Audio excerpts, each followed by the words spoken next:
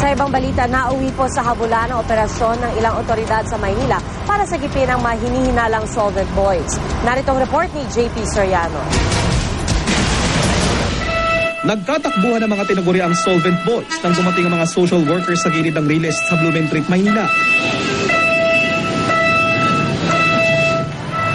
Ang batang ito ayaw pa-rescue at kumapit pa sa bakal.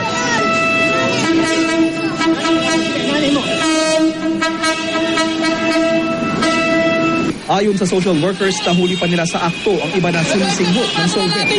Aabot sa 30 minor de edad ang kinuha ng otoridad.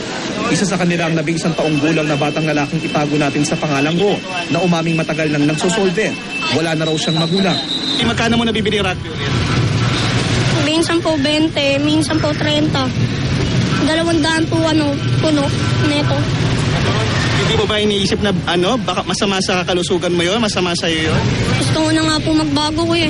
Gusto ko na pong mag-aral. Kinuha rin ng social workers pati ang ilang hindi na minor de edad na pinag-iinala ang gumagamit din ng solvent. Nakuha sa kanila ang ilang bote na naglalaman ng solvent. Binabaklas din ng social workers sa mga sinasabing pugad ng Solvent Boys. Binombahan din ito ng tubig mula sa fire truck na ito. Alam niyo, piringan yan! Ayon sa Manila Department of Social Welfare, nakatatanggap sila ng sunod-sunod na reklamo ng mga kaso ng snatching.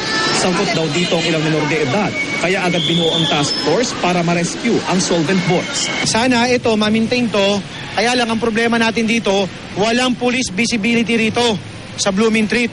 Dapat ang pulis dito naglalakad, naka-uniforme o may naka-standby na pulis. Considering na malapit pa yung PCP rito ng Station 2, tawiran lang yan. Hindi nila pwede sabihin na hindi nila sakop. Daing naman ang ilang mga residente. Sanang bumalik dahil kami minsan napeperviso kami. May mga pulis dyan, hindi na may inaaksyonan. Malapit lang kung saan na-rescue ang umano'y Solvent Boys ang police precinct na ito ng MPD. Sagot naman ang hepe nila. Hindi siguro totoo yun. Kasi kung sa part namin, lagi nga namin kinukuha pagdating dun. Kinabukasan, nandiyan na ulit eh. Yung mga pulis natin, pagdating sa hapon, nakadeploy na sila dyan. Siyempre, malawak ang area natin eh. Mula doon sa boundary ng Caloocan, hanggang dyan sa Tayuman, hanggang Dimasalang. Ilan lang naman ang pulis natin. Daraan sa rehabilitation ng Solvent Boys at ipapamedical din sila dahil malaki ang epekto sa kalusugan kapag matagal nang nakalanha ng solvent. Ang mga chemical sa solvent tulad ng toluene na nagbibigay ng high sa mga sumisinghot nito. Pero ang pagsinghot nito, maaari ring magdulot ang pagkasira ng brain cells, sakit ng ulo, panginginig, kawalan ng pandama at depresyon. Maaari rin daw itong magdulot ng tumor sa atay. Para sa unang balita, JP Soriano reporting.